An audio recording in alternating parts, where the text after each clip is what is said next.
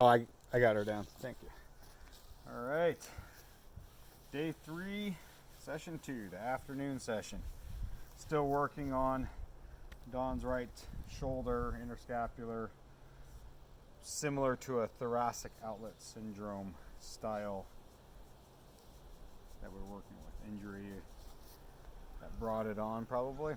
Thoracic outlet, again, being clavicle, first rib, and that space in between where everything flows, and it having the sternocleidomastoid mastoid, the pectoralis major and minor cramped up, kind of holding everything closed, along with the scalenes. Bit of subscapularis, though, we know for sure with Dawn is kind of chunky back here, so that's why we've been working in this area, as well as release your arm. Working with the range of motion and checking out the range of motion in the arm.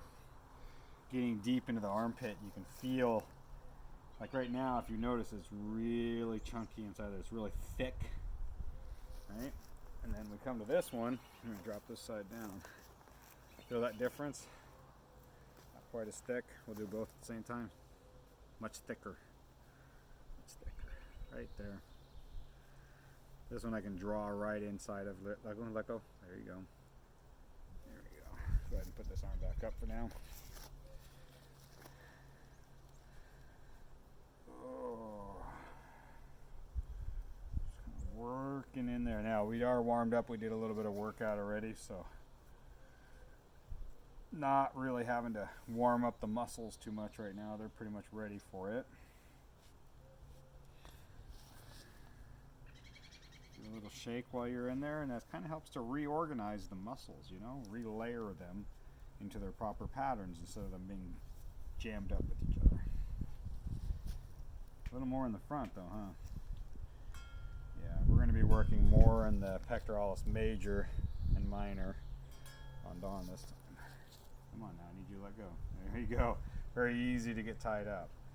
You got to be paying attention to what's going on with your partner or your client while you're working on them. Oh, there it is. Yeah, pectoralis minor. I'm literally going through the major to get to the minor on that one. Normally I come in from underneath to get to the minor. But the major on this one, thankfully, is fairly relaxed in this position. And so we're just kind of thrumming along on the minor. Right there. Oh, there's a little bit left there. Right at the origin. We really want to just kind of thrum that origin point. Release the tension at the origin point. And once we kind of feel it relaxing a little into there, being prepared, less taffy-like, less taut, you can tell it'll be less thrummy. It'll be more jelly-like, kind of falling in place, flopping in place, like moving a worm around or a slug or something. I know I come up with really weird things to visualize, don't I? Seem very appropriate. Yeah, they do kind of, though. That's the thing about it. It does have that kind of wonk feel. Come on now. Come on, relax that. And I'm thrumming it while I have them in this pinned position. I would say we're probably about 75% of where we could be.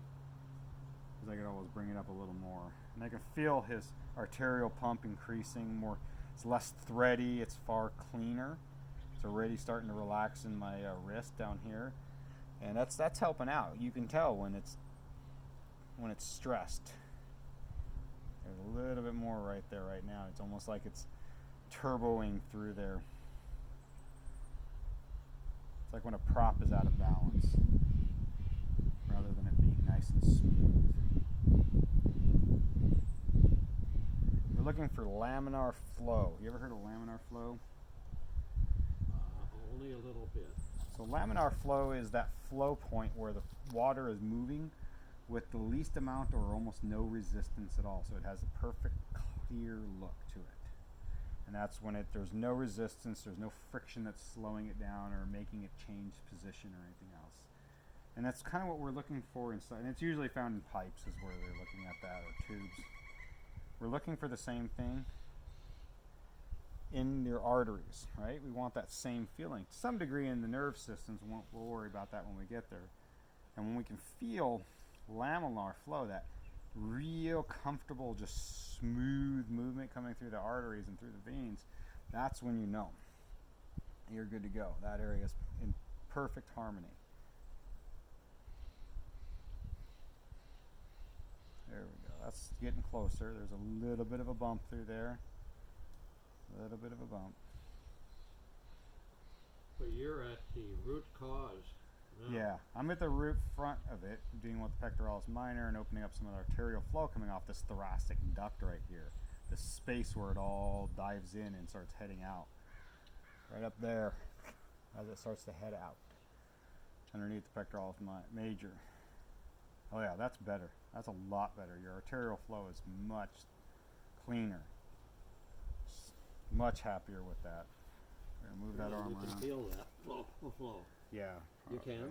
Yeah, that's what I was talking about. Is I can actually feel it inside of my hand where I was at. And so laminar flow is associated with pipes and tubes and flow through channels and things. Or is it Exactly. surface of water. No, it's more of an outward flow. Usually you'll see it when people like to show it off and using it coming out of a hose, and it has the absolute perfect, there's no restrictions as it comes out, and the flow is just right, and you'll see this just absolutely perfect flow with no white water or anything like that. It's just absolutely crystal clear. And that's, I use that as an exampling because that's what a perfectly frictionless movement is, looks like. And that's what I use as part of the exampling for understanding the feel. Are you able to palpate? Are you able to feel laminar flow in any of my... Well, not at this step. I haven't felt it down here where I'm working at it, but I have felt close. Right. So it went from really, really choppy, like you'd get if your turbo prop was wrong on your boat or something like that, to a real fairly smooth, but I could still feel some micro restrictions in there. I think most people would have considered that good, very good, but I can still feel some micro restrictions in there. And where was that? I was feeling it down at your wrists is what I was feeling for, but where the restriction was, it was probably still up here. I wasn't specifying, I was just testing, so. Yeah.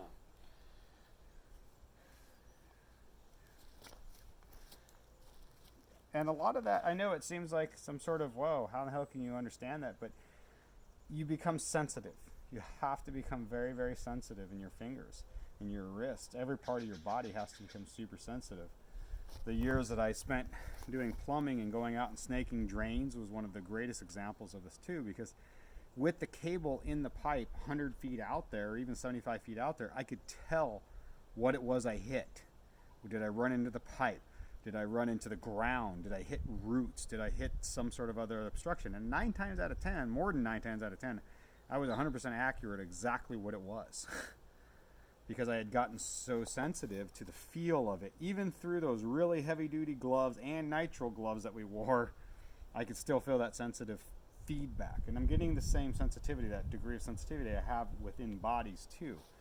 So it makes it very easy for me to find my way through the body. And then I map it in my mind. I know exactly where I'm at based upon my fingers. My perception, my proprioception of me in my time and space within your body is doubled. Well, that's a great story. Yeah. It certainly does lend a lot of credence to the skill that you have now to be working on this kind of flow. Yeah. Arterial veins and plumbing and all the... Sorry about that. Again, remember from this morning, this is where we were dealing with our ligament structure, and it opened much easier this time, which was fantastic, but it's still a little bit rough in there. I would venture to say that you may have a small tear in there. I am not diagnosing. I would venture to say you probably do, and which case, we'll just continue to do what we're doing, opening up the area and allowing circulation so that it can get healing in there. Get some of the healing fluid to flow through there. Then the capillaries will actually fill and bring blood, nice, clean, fresh blood. And the veins will carry away the not so clean blood. And then there's no reason why over time a repair isn't made within the body on the ligament attachment. Exactly, or in this case, probably on the face of the socket, labral area. And that'd be reticent to occur, or if it's opened up a bit, Well, it's an automatic. As soon as it has the ability to heal, it automatically starts to work on it. Because the body will recognize that there's a problem there. We're dealing with the problem. Now we got circulation, so that circulation will pull away as it goes through the venous side of it, plus what gets dumped into the lymphatic from there. The brain's going to pick up that information and say, oh, there's an issue over there. Let's send repair cells. Send out some white blood cells to the lymphatic system, and let's get that area working and repaired. and ligaments starting again like roots. Some of it there, I don't think that we're going to need to do any ligament replacement in there.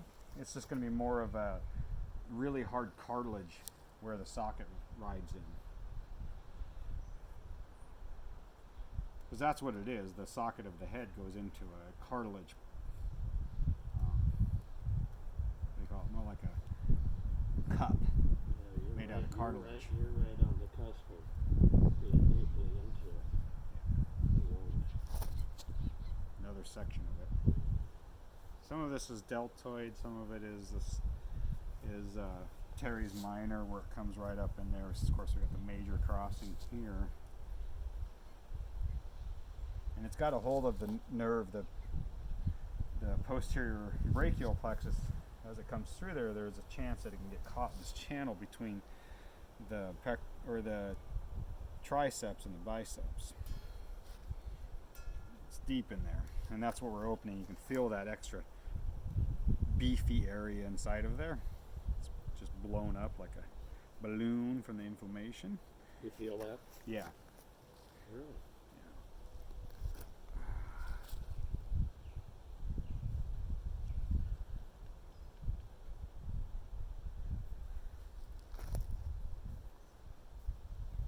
Well, you'd have to have super skills at sensitivity skills to be able to do the level of work you're doing. Well, I believe that everybody has the capacity to develop it if they have the will. And if they have the will, then I can help you gain the way. Well, you said to me, practice, practice, practice. Exactly. And if you have the will, then you will practice, practice, practice, and you'll find your way. Well, and that's the nice thing about it too, is you can come here, have an opportunity, I can help you, you can ask me questions, you and anybody else, you can ask my questions, and I can help you find your way. Because I happen to have that capacity to help figure that out.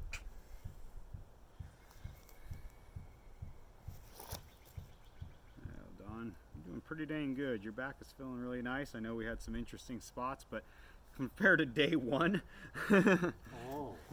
where it was a lot of moaning and groaning both times heavily, it's doing pretty it'll be damn good, interesting huh? now to go back and see that, realize Yeah, exactly. that we're not just talking progress, Here, let's just it's hit this one. progressing. You know what's going on, right? Triceps are not getting out of the way. We'll work on that as a more focused thing. Mostly we're wanting to get that one arm fixed. Look at that. See, anybody that can see that big junk right there where it jumped up? That's his opening for the rhomboids. We can see them now. And what we want to do is be able to drive through that window eventually. Drive through there, and when we can, it'll allow this whole entire scapula to open across, and that arm will come all the way up. You got to open your wings. Otherwise, what happens? See, if you imagine you have wings here, and if you don't have them in the right place, hit you in the back of the head, or they hit you in the butt, or they counterbalance you and pull you off. So imagine this line coming off of here is the border for those wings to hang off of. You got to learn how to use your wings and how to have your wings before you get your wings.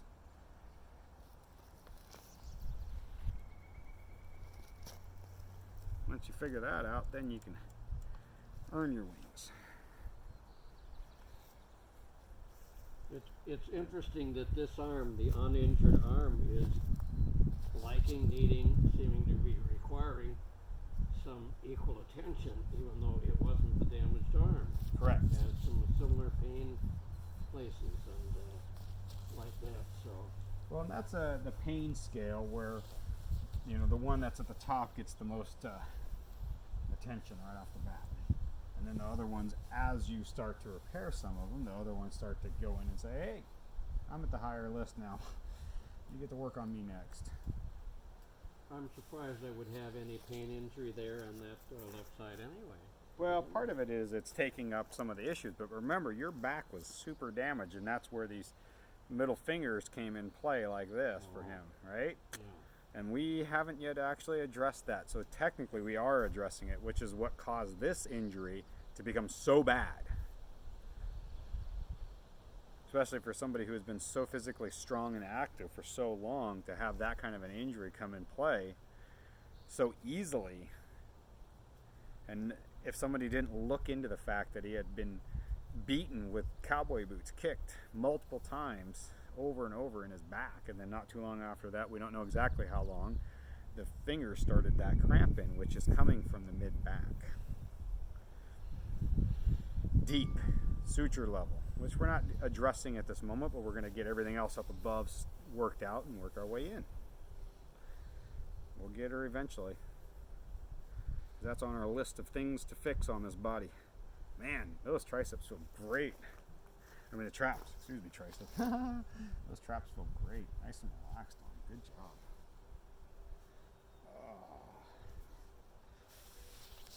All right, I think we're going to call that for right now. That's what I needed. Well, I'm going to give you a little bit down here. Yeah, Just to warm that up. thank you for noticing that. Yeah, I knew it was a piece. I didn't know if I wanted to have that piece into this video at this point. Yeah. Well, Let me hold on a sec. What I'm going to do... No, I'm going to just finish it up. I'm going to finish it up. Then we'll stand up and do our next step. Oh, yeah. There's going to be some tickles over there in a minute.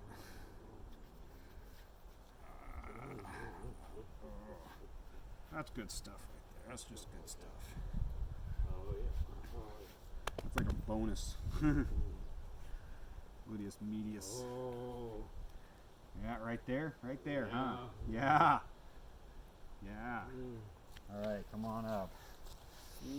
Body glowing. Body healing. All right. Yes. Well, if there's anything you'd like to say. I would like to say body glowing. Excellent. Definitely healing. I'm feeling much better. That's just awesome. Pain 3 being days. relieved. let me 3 tell days, you. twice a day so far. We're going up. Yeah, yeah.